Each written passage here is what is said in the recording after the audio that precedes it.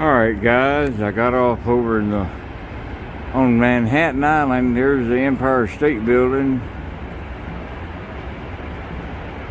You know, back in the 30s when it was being constructed, the Chrysler Building and the Empire State Building were in a competition on who could build the highest building in the world. And of course we know who won out on that. Chrysler Corporation ran into some financial issues, so the Empire State Building ended up winning and had enough money to complete the building. But that's the Empire State Building. I'm fixing to walk down to the World Trade Center Memorial, and I'm sure it's lit up. It's been about 7 years since I've been here. I've been to the World Trade Center site 3 times since 9/11, but not fixed up. I was actually at World Trade Ground Zero like 9 months after 9/11. It's an eerie feeling. If you've never been to the World Trade Center after 9/11, it's a sickening feeling it gives you. It's like no other emotion. I mean, every emotion comes out of you when you're down there, and we're fixing to go down there. But anyway, so you can tell everything's kind of cram-packed in New York City. We're on Manhattan Island right now. There's Target. And once again, there is the beautiful Empire State Building. They also had a plane crash into it in the 1940s. It was a fighter jet that crashed into the 53rd floor, I believe. I may be wrong. You might want to correct me on that. It only killed a few people, but within a week they had it all repaired.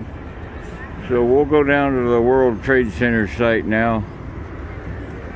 Grab all my gear.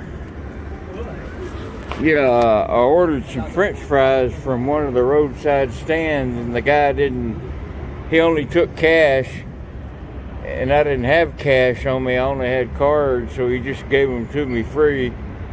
So New York City's not as bad as people think. I've never had a problem here. I've never had a problem in Chicago either, as bad as people say Chicago is. So all right, let's take a hoof down to the World Trade Center historical site.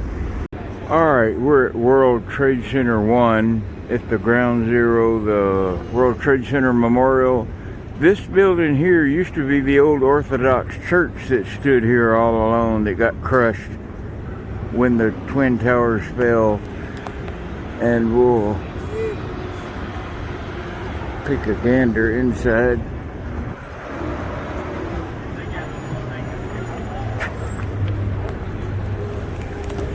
Now, I'll show you a little neat information on this building.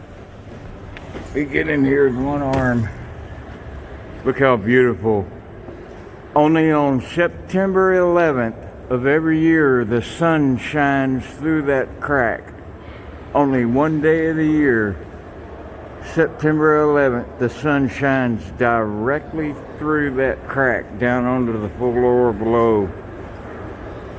It's an amazing feat that they designed it that way. But for one day a year, the light will shine through that crack. And this is where the old Orthodox church, that little bitty church that stood here. We'll go outside and take a look at the fountain where the World Trade Center 1 and 2 used to stand. There's the other end of that magnificent building. I wish you could see it during the day. It looks like macrame in a way. But yeah, that center beam with the light going down the middle, only one time a day the sun is arranged in the sky where it shines down that center light. But there's the new Trade Center 1 tower.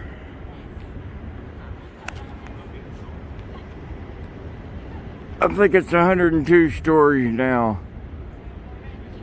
It's not focusing too well.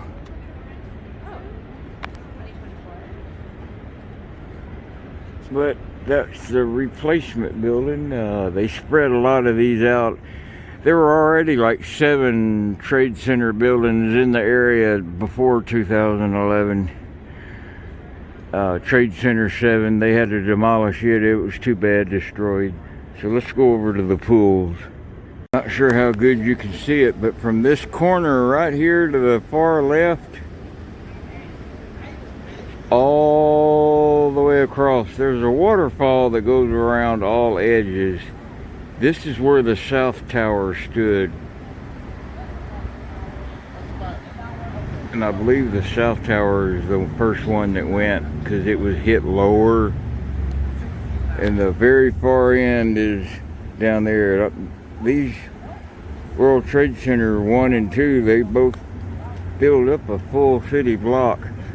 But there is a waterfall down in there, and it's got all the names of all the victims.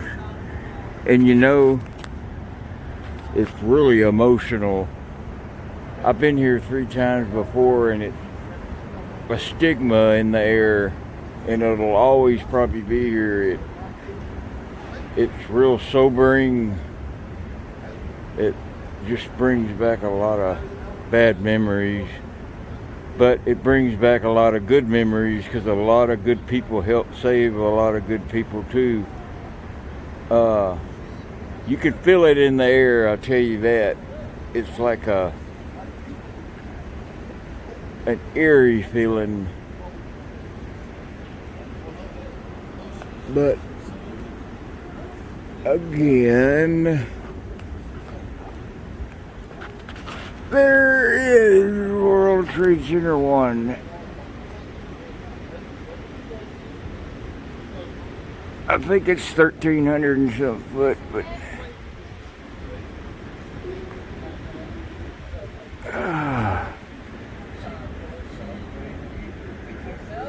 yeah, that's just one World Trade Center. That's the South Tower that stood there in that entire city block. And can you imagine 110 floors collapsing down? And like 52 minutes later, the second one collapsed. It's on that yonder side of this one, kind of at a catty-corner angle. We'll try to go over there. I don't know if it's barricaded off or not. They got Port Authority to kind of secure it. Yeah, and right here is the, that would be the northeast corner of Tower 2. You might can see some water flickering right there on the bottom.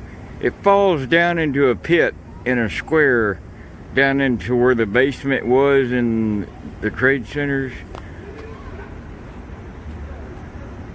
But these are just other office buildings and other buildings to do with the trade finance. But I'll try to get a better angle where we can see a little bit better. Alright, here's a little placard that shows an aerial view. Okay, we're down on the bottom right, at the far bottom right of that bottom right square. That's where the South Tower stood. And of course it was struck lower and had more weight on top, is why it collapsed first. And then the North Tower stood right, see if I can get my finger in it, right there. And I believe 52 minutes later it fell. But you can see the trees they planted, and there's water that falls down into them holes in those squares. That's actually the basement of the old World Trade Centers. They just converted into a water fountain. And around all the edges are all the names of all the victims and firefighters and first responders that died that day and the following days. Okay, we're at a better vantage shot of Trade Center 1.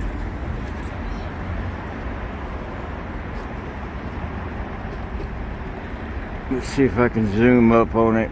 The lighting is real dim. I gotta kind of watch behind me too. Somebody sneak up behind me and snatch my damn camera. Yeah, it's just not focusing in well. But including the antenna, I believe it's still 1,300 and something foot and 102 stories tall. Yeah, I think it took them 6 years to build them, but the original World Trade Centers were completed in 1974, I believe. And if y'all ever remember that guy from France, I believe it was, right on completion of the building, he drew a cable across the two World Trade Centers and tight-roped for an hour and a half. He walked from one Trade Center tower to the other on a tightrope with no protection. All he had was a 25-foot balancing pole. He kept taunting the cops. He'd almost get to the end and jump off. He'd turn around and walk back the other way. I forgot the guy's name, but he was in the Guinness Book of World Records for walking several different types of tightrope. I think he even walked from Big Bend to one of the bridges. But we'll get one more glamorous shot. Trade Center 1. I wish we were in Jersey City. You could really see it nicely. I wish it were daytime too, where we could read some of the names of the victims and the first responders and paramedics that perished that day. Anyway, World Trade, this was ground zero. Right here was ground zero. Well, I made it to Buffalo, New York. There's an eastbound Selkirk train here. 48 container.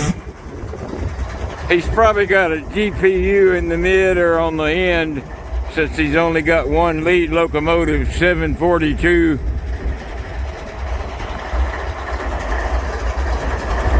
But I'm going the other way, so I just come from New York, so anyway, I don't touch IM anyway. I don't ride intermodal. But you can count the axles. 1, 2, 3 axles. 1, 2, 3. 6 axles. That's how you know it's a high power.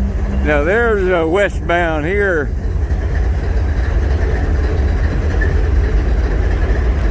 That'll probably be going into Willard and on into Elkhart. Probably all into Chicago.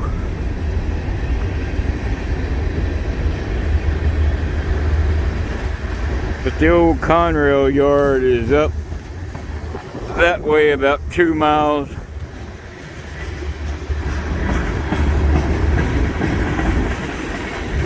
Pretty day. Time to go to Niagara Falls now. Y'all ready to go to Niagara Falls? Well, let's go. Boy, it's windy. Made in the mist. I bet that blustery sound sounds like heck. That's Horseshoe Falls way up there on the Canadian side. And that's Canada on that side.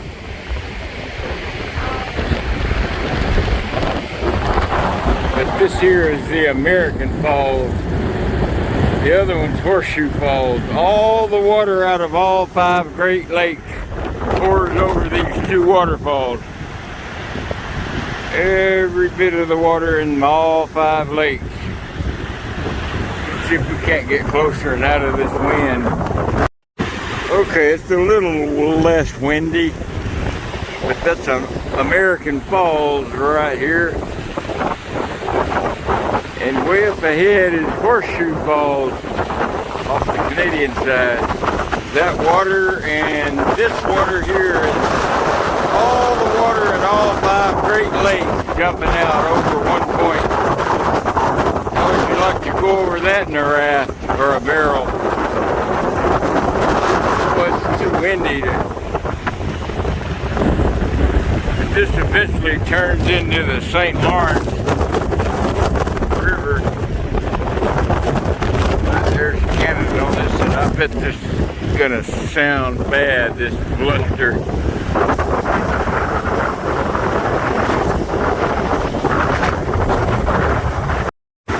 Alright, I put some band-aids over my microphone, so let's see if this helps if I talk a little louder.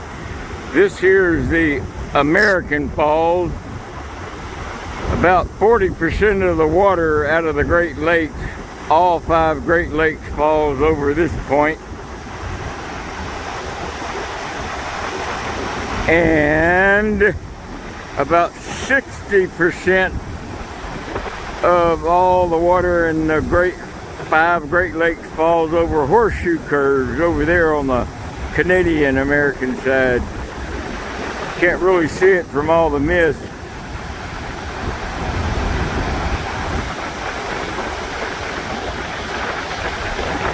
I sure hope them band-aids are working.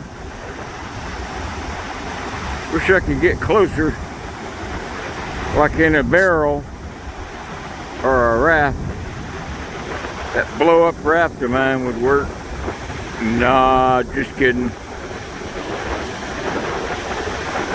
That water's probably 3 or 4 foot deep coming off the edge there. Imagine all the poor fish.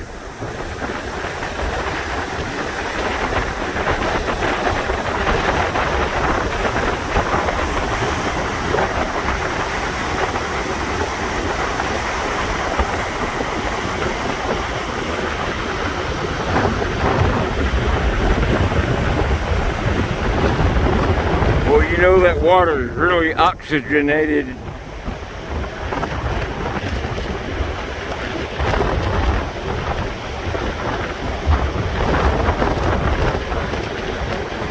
And you can walk out on the end of that bridge there. I think you got to pay for it. I can feel that mist.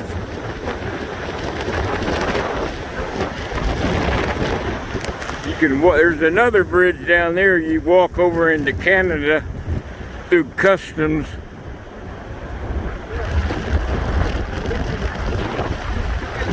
And there's another bridge right here that goes over to, I think, the Three Sisters Islands. There's some islands over here on the American side.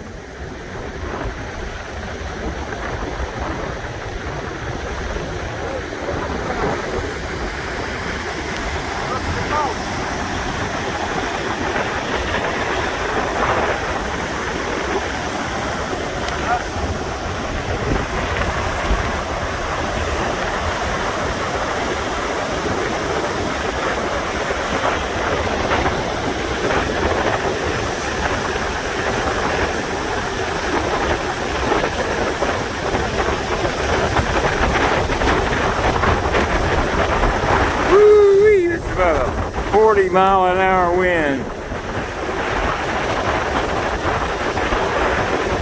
It's getting on my screen, and it's kind of hard to adjust my screen with that mist on there. You know, that water only falls down about 40%, then it hits a 45-degree angle of boulders.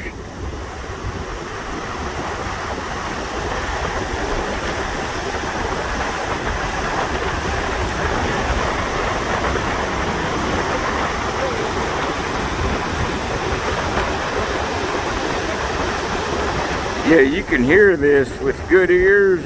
Last time I was here was like in 90 or 91. You could hear these waterfalls from about 4 miles away. But they never really go up or down in elevation unless you get an extreme drought or a heck of a lot of rain across all 5 lakes. But again, that's all the water out of all the 5 Great Lakes. Out of these 2 waterfalls, this one and the one way up in the mist.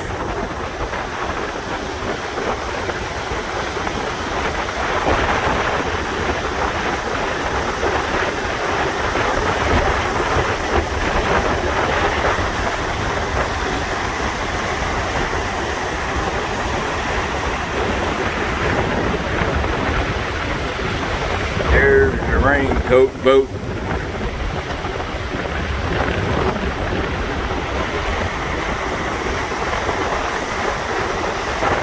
Alright, y'all seen enough? Y'all want to go back to the freight train yard and catch out? What's hitting a big old rock right there? You can see it ramping up right there. Now back in the early 80s, they had a point they blew up with dynamite, kind of like that point there that was imposing danger, and they blew it up with dynamite and knocked off the edge back in like 1982. But that water is only about 3 or 4 foot deep coming off there.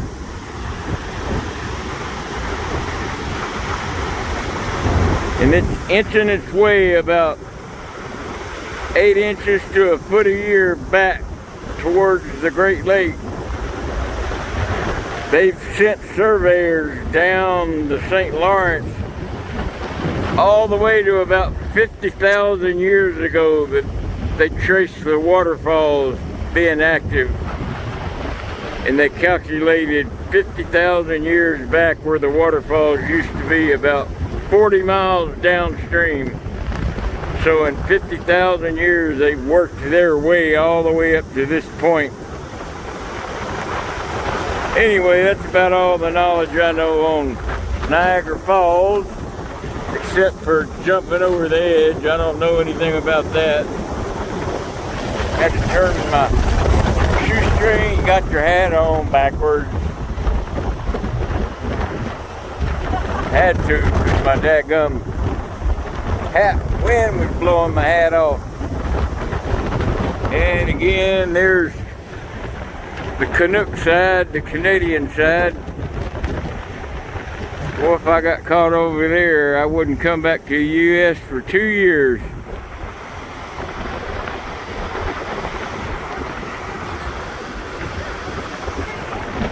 Yeah, I'm gonna have to take city bus back. I'm running really low on funds, so I think it's like $2.50 to ride back to Buffalo. That way I'll have enough to get a couple of hamburgers at that Whataburger by the Hop Out. Wish there was a way down there, but you'd have to really rappel, have some good bungee cord.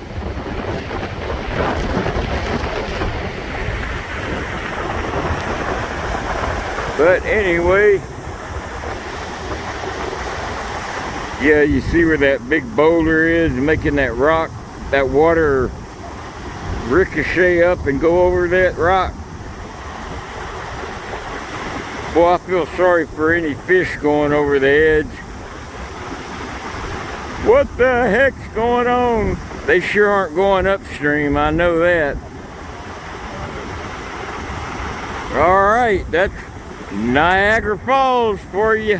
If none of you ain't ever seen it, it was 90 or 91 when I was here last, but I had pretty good, almost perfect hearing then. All right. Well, here's the old ex-Conrail yard in Cheektowaga. Oh, about 8 or 10 miles east of Buffalo. There's the auto rack, and here comes eastbound. These are both westbound, both going to Chicago.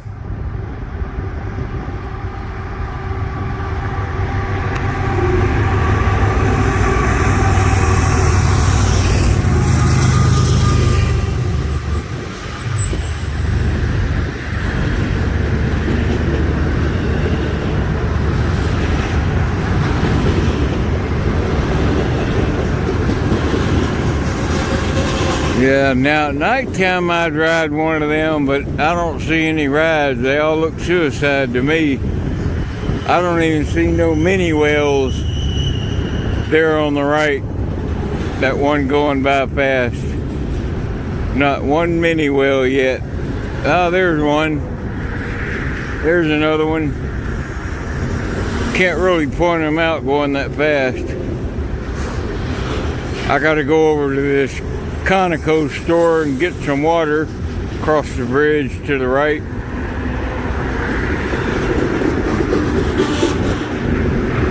Almost dark. Perfect timing. Gotta get some water. Talk to you later. Yeehaw! Whoa, we are rolling.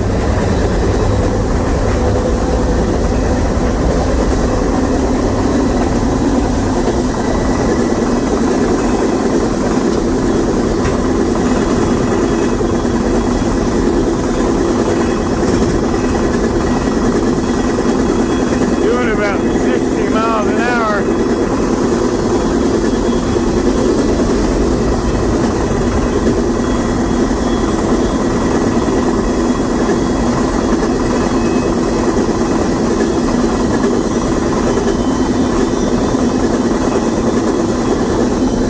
Got a good lint drainer, half Cadillac drainer.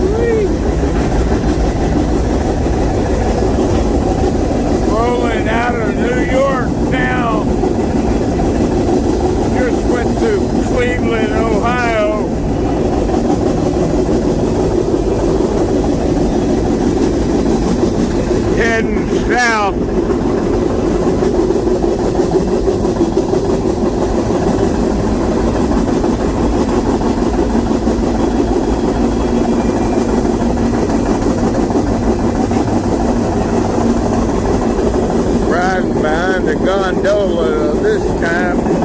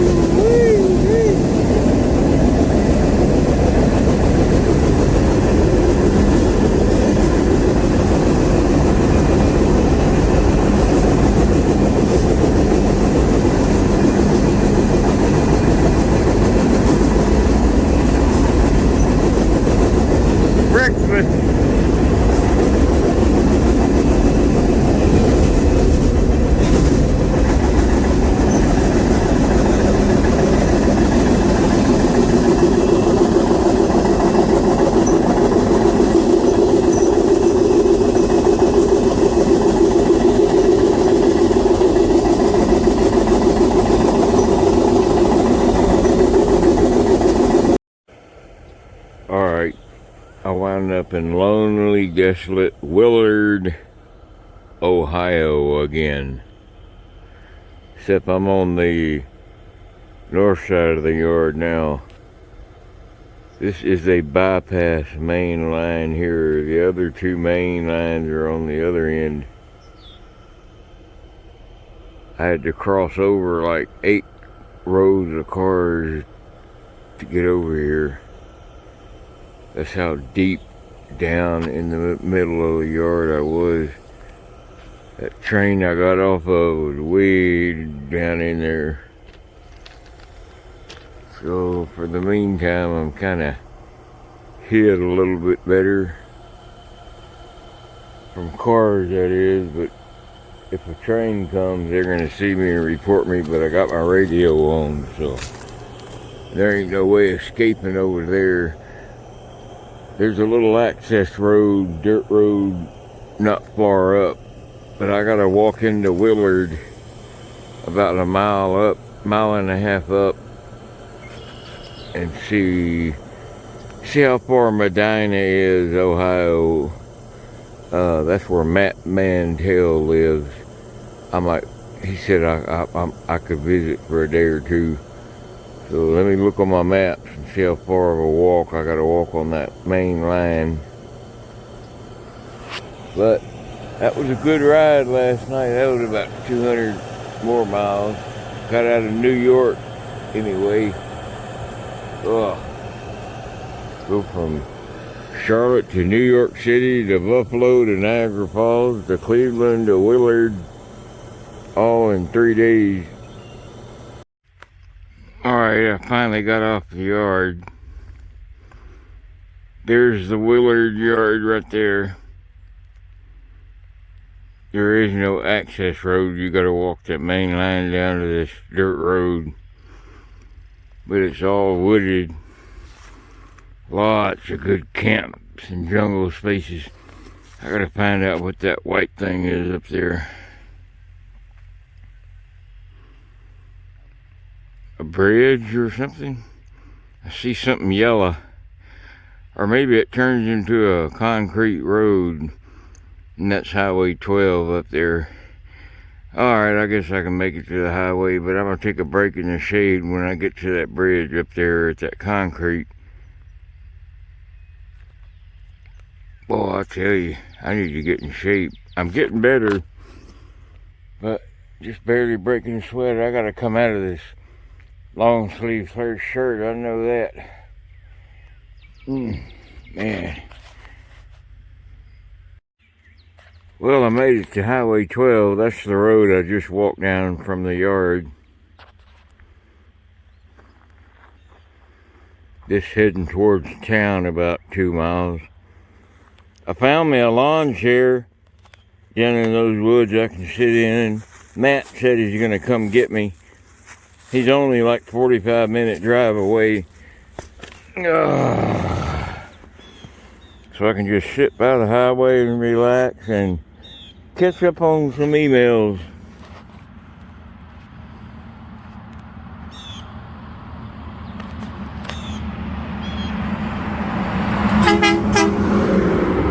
Hey, buddy. Oh, no wonder it's thrown out. The back of it broke. Well, I made it this far. Secondary entrance to the Willard yard. I just walked probably a mile from that way, and only 2 cars passed.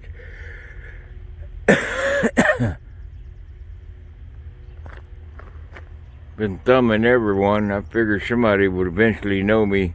I got about another 1.5 miles to go that way, but I thought I'd pick that up. I'm gonna record it if you don't mind. Oh, I don't mind. All right. Just regular shoestring on there? Yes, sir. Whatever you want to write on there. All righty.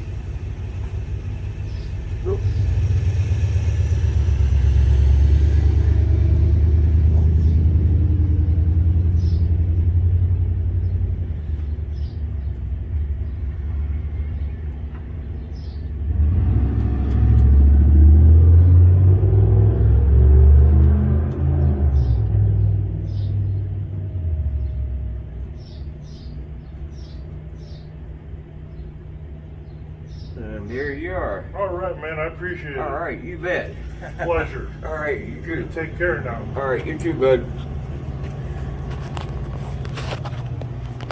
Well, that's like the 5th day I've signed an autograph, but I got a ride into the Save-A-Lot store. Got me a nice Sprite, cold Sprite. Anyway, I've Made it to the Save-A-Lot store here in Willard.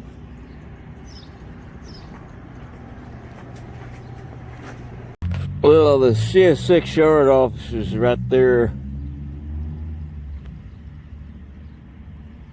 I had to come over here into this clump of trees, take a break, drink me a coffee. They got a lot of golfer hoes, not golfers, but gophers, like on Caddyshack. You can't kill the golfers. Yeah, you can kill the golfers. No, the golfers. But yeah, you can see one of the CSX trucks there. They're all waving at me. A fan gave me a ride in, and that's what that last scene was. He asked for my autograph. So, but I kind of held the camera, I set it too low and you couldn't see his face. You could just see our waist up. You could kind of see me tagging that paper, but anyway, yeah, there's some of their track equipment over there. Yeah, Matt Mantell's about 2 hours out. He's driving from Medina. That's east of here, about an hour and 15 minutes. Spend a day or two there and get rested up. And then hit the road again. I'll probably go to Mansfield to catch out. But anyway, I'll upload this video this afternoon. I think I got enough for about a 40-minute video, maybe a little shorter. But anyway, I'm gonna take it easy over here for a few minutes. Then I might go back in front.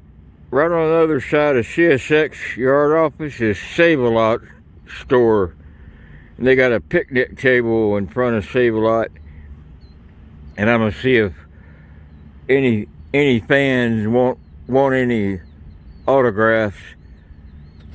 And that will be it for this video, from Ground Zero in New York City to World Trade Center 1 to Niagara Falls to Willard, Ohio. And I finally got a ride. A fan picked me up hitchhiking, gave me a ride about a mile and a half to Save-A-Lot, and gave me a jar of sweet pickles. Anyway, that's about it. There's the tracks. The yard is just that way. It extends about 3 miles, but the two main lines are on these first two lines here. And you can go down about a quarter mile and catch the very tail end of the train going towards Avon, Chicago, and St. Louis. Yeah, this Save-A-Lot food store, there's a picnic table right here you can sit at. They don't bother you. People come up to you, help you out. But just to let you know, all them buildings are CSX buildings. And you go down behind them through that parking lot. The first two lines you get to are the first two main lines. You want to walk down a quarter mile. That's where my camp is. A good camp. You know, just as long as you don't trash my camp, you're welcome there. Make sure you pick up all your trash, your stuff. Bring you some extra Walmart bags or grocery store bags down there to clean up. That way we will always be welcome down by the yard if we clean up. Alright, I just thought I'd throw that in there for the new timers. Well, I wonder who this guy could be in this truck here. Hey, you wouldn't have to be that shoelace fella, would you? What's that? What's going on, buddy? Hey, what's going on, Matt? Oh, made it. Told you it was 7. Man, I love this truck. That's a 150? Yeah, Yeah. God, it looks like a 250. Yeah, it sits up a little higher than a normal one. Man, all right, let me grab my Good stuff. brother. All right. All right, that's the end of the video. I hope y'all like the Ground Zero and Niagara Falls and Willard. Love you guys.